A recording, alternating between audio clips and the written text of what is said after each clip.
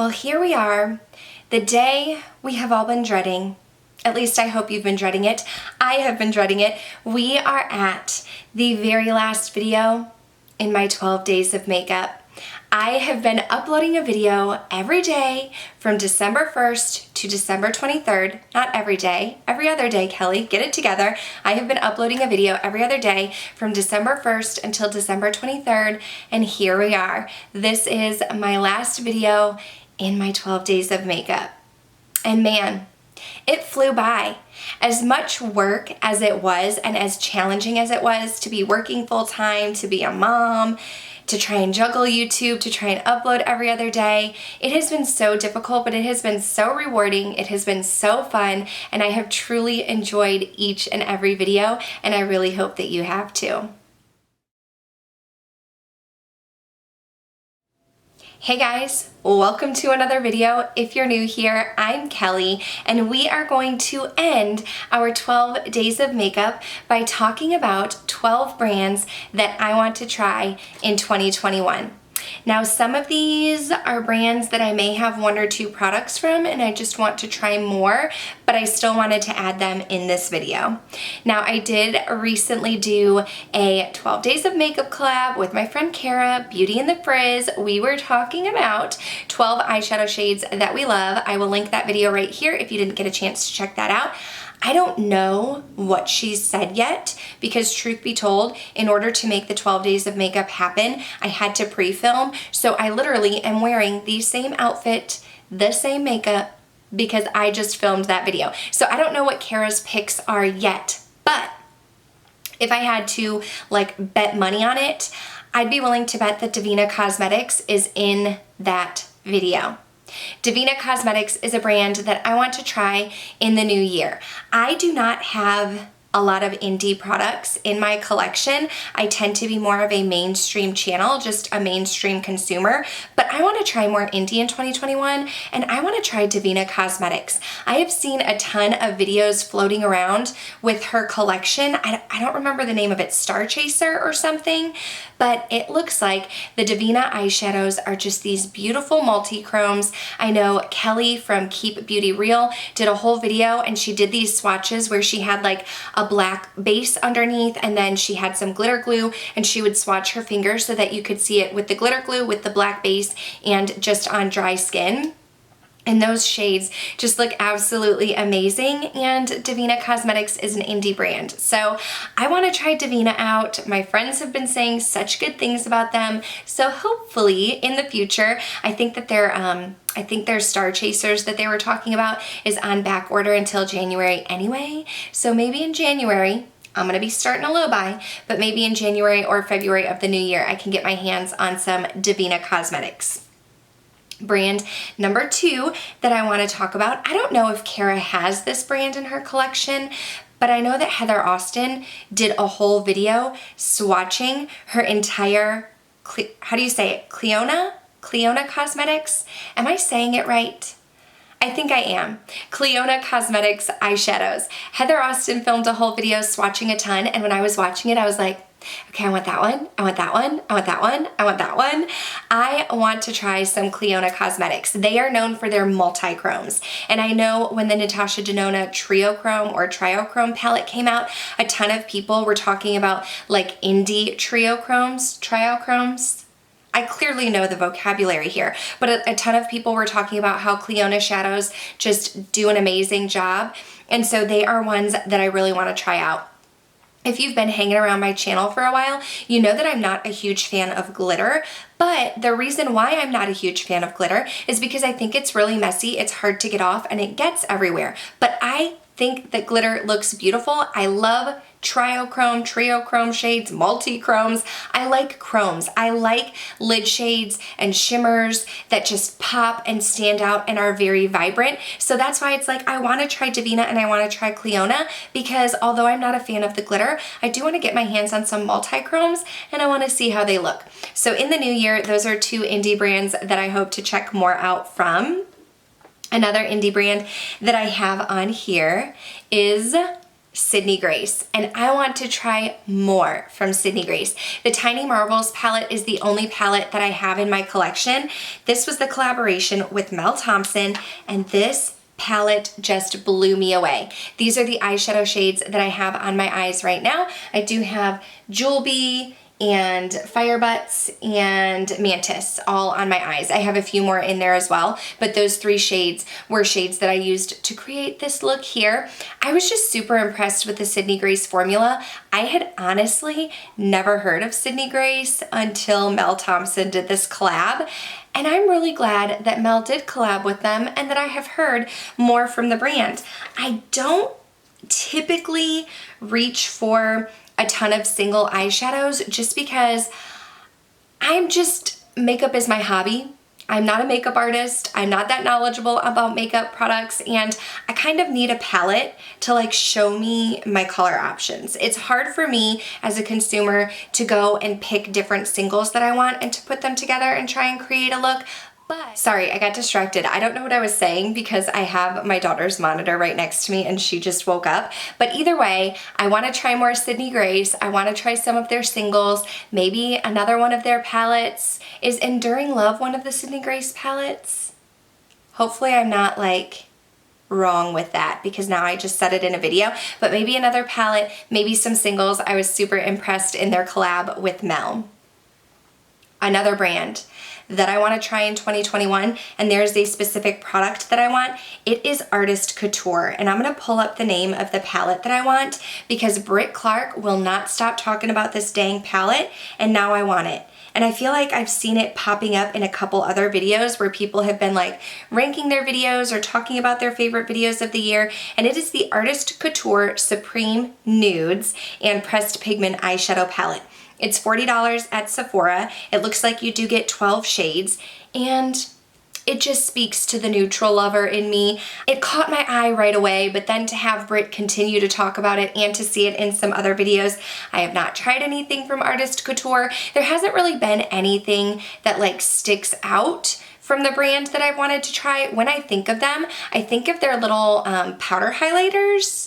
I mean, I know that he's come out with more. I think Mac Daddy, right? That's whose brand that it is. But I know that there's more than powder highlighters, but that's what I think about. And I'm just not into a powder highlight. However, that eyeshadow palette has caught my eye. It is now on my loves list at Sephora, and it will be mine one day, hopefully in 2021. Brand number 5. I 100% blame you, Yachty. I am going to blame you for this one. It is Chantecaille. I had never heard of Chantecaille before until I became friends with Yachty Beauty, and she talks about Chantecaille all the time. She has a ton from their brand. Once I found Yachty and started hearing her talk about Chantecaille, then Monique from Mo Makeup Mo Beauty was talking about it. Jennifer from Just Glow Firefly, like so many people are now talking about Chantecaille, and I'm just so intrigued.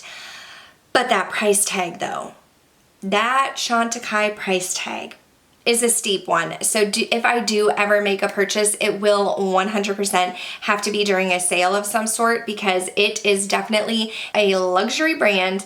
And although I do like to dabble in luxury here or there, I would say that I'm just more of like a mainstream high-end consumer. You won't really find the drugstore and you will find a few luxury, but I'm not solely based on luxury because those price tags are high. But I definitely want to get my hands on some Chantecaille. I know that they have everything from skincare to makeup.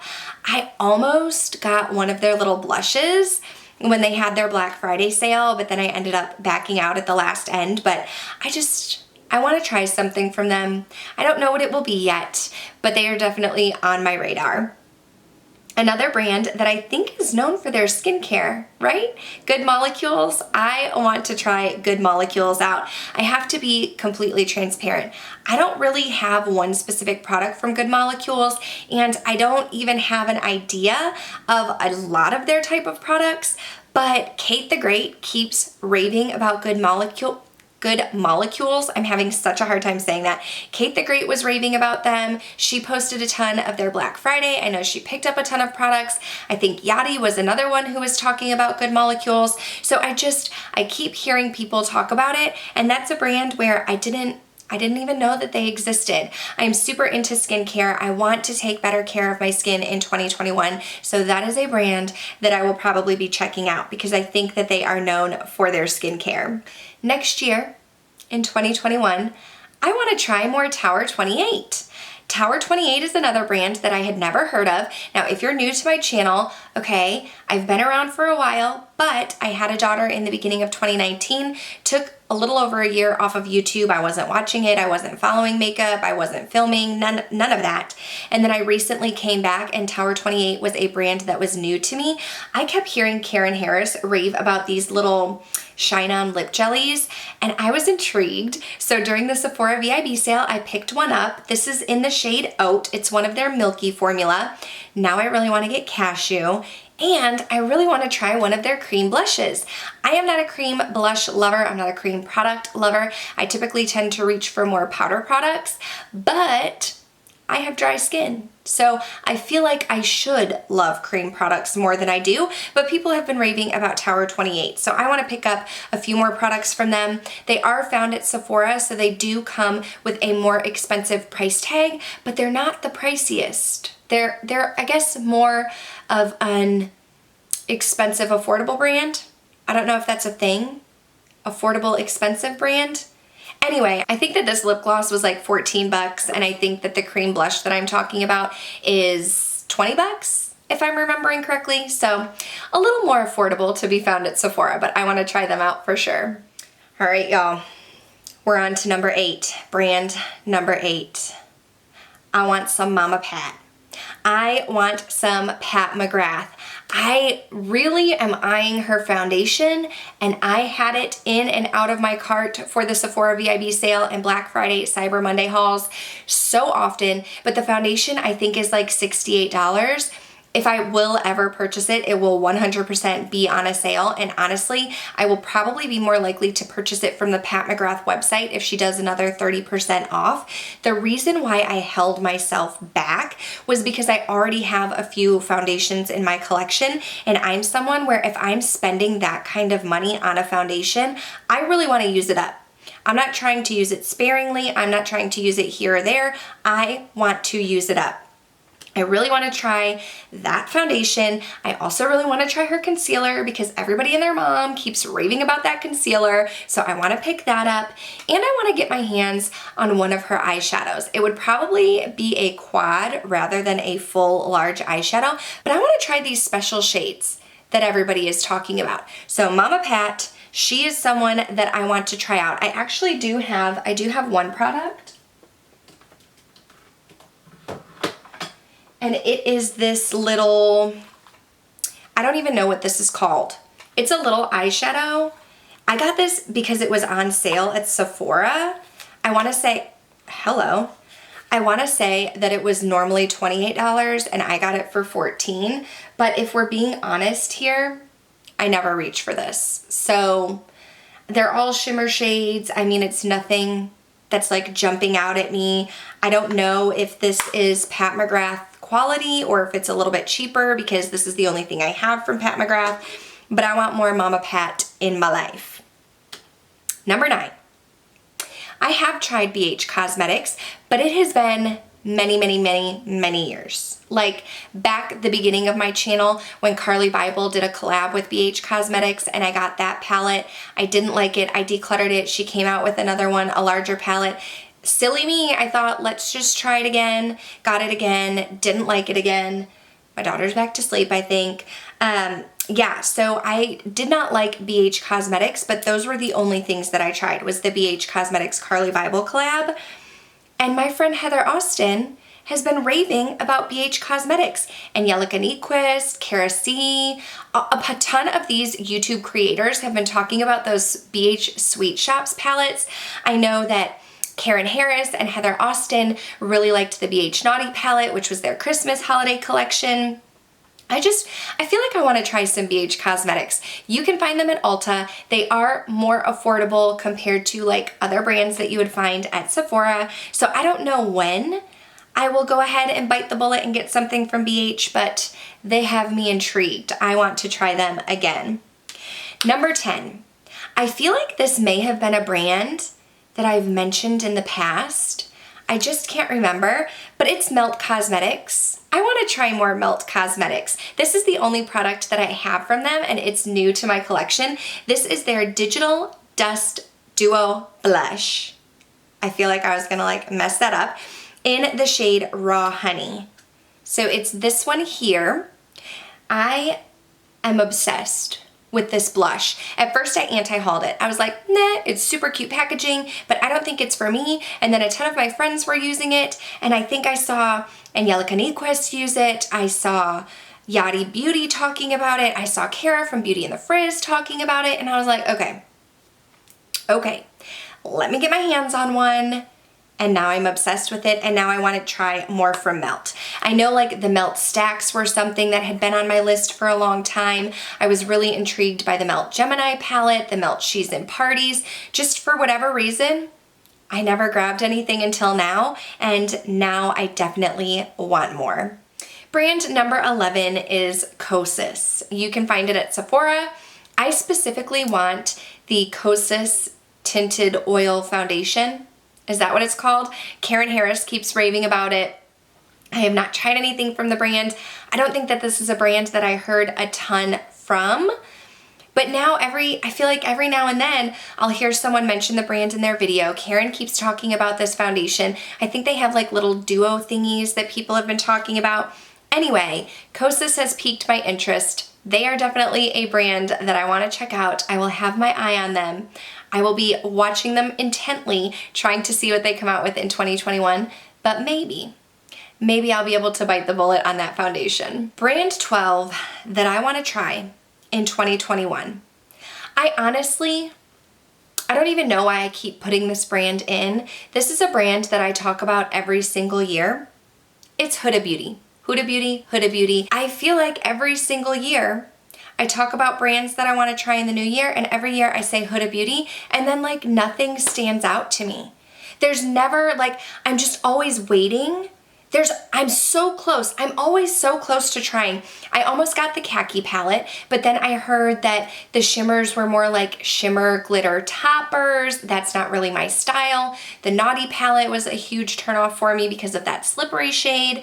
I've heard good things about her lip products, but for whatever reason, I'm always so close. There's always something in my cart, and then I don't do it. And then we enter a new year and I say, this is going to be the year that I'm going to try Huda Beauty.